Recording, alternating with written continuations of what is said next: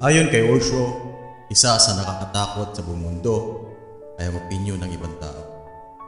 Kaya sa isang sandali na hindi ka natatakot sa karamihan o maraming tao, hindi ka natupa.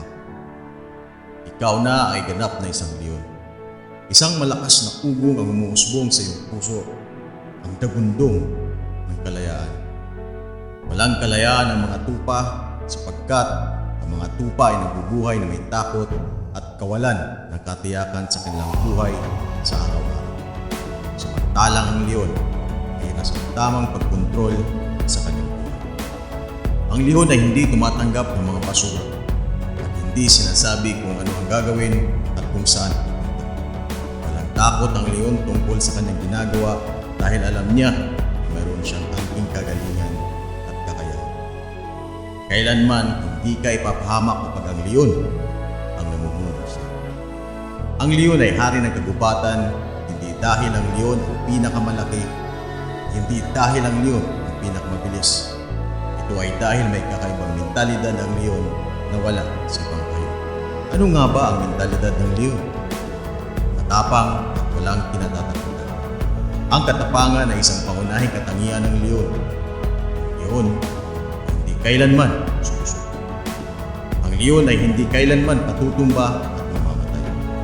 Kahit pa ito ay napapaligiran ng 10 hyenas. Hindi ito susuko kahit saan makakarating o kahit ano ang kahihinatnan.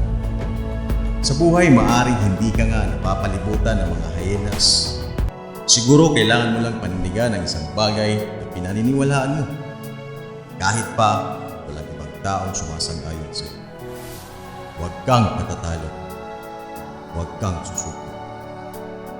Maging walang takot sa pagpapatuloy kung ano ang talagang gusto mo sa buhay. Baka nga maraming taon ka na dito at hanggang ngayon wala pa rin pagbabago. Ngayon marahil ay pagod ka na sa pangangaso ng iyong mga layunin. Dahil nga wala ka pa rin natatanggap na gantimpala. Pero huwag kang susuko. Dapat patuloy ang paglaban. Wala mang garantiya ng tagumpay kung magpapatuloy ka, ngunit mayroon kang posibilidad. May pagkakataon na ang tanging garantiya ay kasama ng pagpigil at yun ang garantiya ng tuluyang pagkawala ng mga bagay na gusto mo at pangarap mo.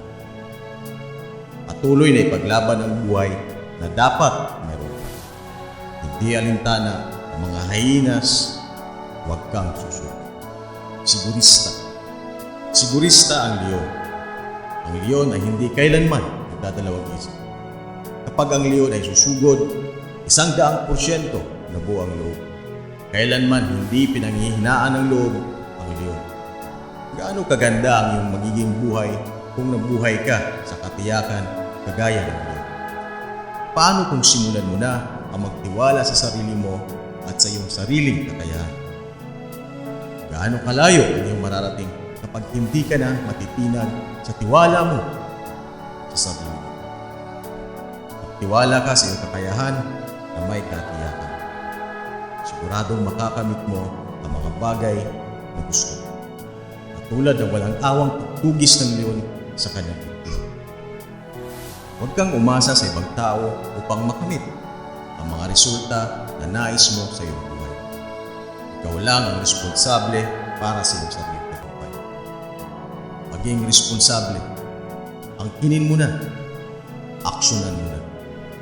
Ikaw lang ang nakakaalam kung ano ang pinakamahusay para sa iyong buhay.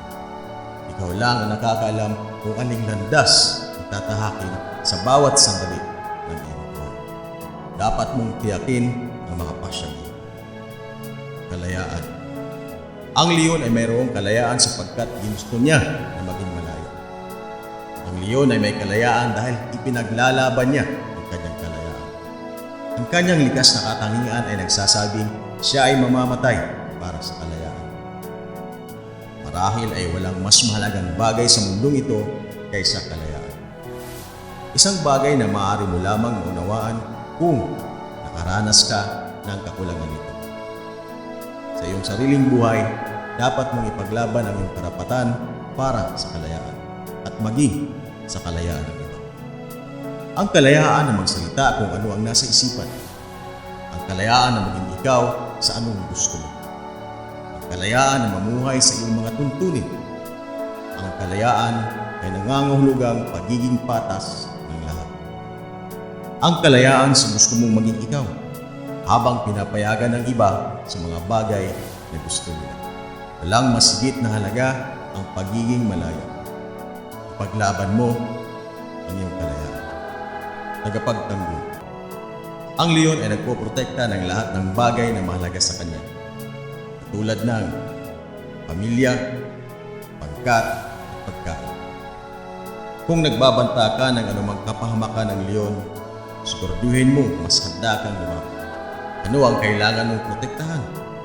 Ano ang handang ipaglaban sa buhay? Hindi sa larangan ng pisikal, larangan ng pag-iisip at emosyon. Handa ka bang isakripisyo ang iyong oras? Ano at sino ang dahilan bakit ka nagpapatuloy? Ano ang iyong pakay? Ano o sino ang nagbibigay kahulugan sa iyong buhay? Yun ang mga bagay na karapat-dapat mong ipaglaban. Mabilidad at ayaw patatalo. Ang leon ay natutulog sa loob ng 20 oras sa loob ng isang araw. Hindi pa rin sila magugutom. Pero sa oras na sila ay bumangon, asahan mong may mahalaga silang nagagawa sa buong maghapon. Karapatan nila magpahinga dahil nakukuha na nila ang tagumpay. Nakukuha na nila ang kalayaan na inaasam. Mayroong mahusay na mga gantimpala para sa mahusay na kakayahan. Sa buhay, kung nagbibigay ka ng halaga sa iba o kahit kanino, kahit sa maikling panahon, bibigyan ka ng gantimpala at marami pang pagpapala. Hindi mahalaga kung gaano ka katagal magtrabaho. Mahalaga kung gaano ito kaganda at pulido. Hindi mahalaga kung gaano karaming oras ang iyong inilaan. Mas mahalaga kung magkano ang halagang nalikha mo. Paunlarin ang iyong sarili na parang isang makina. Gumawa ng kung anong mahalaga sa iyong buhay na may determinasyon. Walang katumbas na pagpapasya at pagdanais na gawin ang lahat sa abot ng iyong makakaya. Maaaring mas matalino ka kaysa sa akin. Maaaring mas malakas ka kaysa sa akin. Maaaring mas maswerte ka kaysa sa akin. Pero hindi mo ako matatalo. Hindi mo ako mailalayo sa aking hangarin. Hindi mo ako magagambala sa aking mga layunin. Hindi mo ako kayang alisin sa posisyon at hindi mo ako mawawasan. Bumabangon ako na may pagplano, alerto, handa, at focus sa bagay na gusto ko at gugusto ko. Ano man ang ninanais ko, nakukuha ko. Kahit ano pa ito, magkakaroon ko. Dahil hindi mo ako matatalo. Hindi mo ako mailalayo sa aking hangarin. Hindi mo ako magagampala sa aking hangarin. Hindi mo ako matatanggal sa aking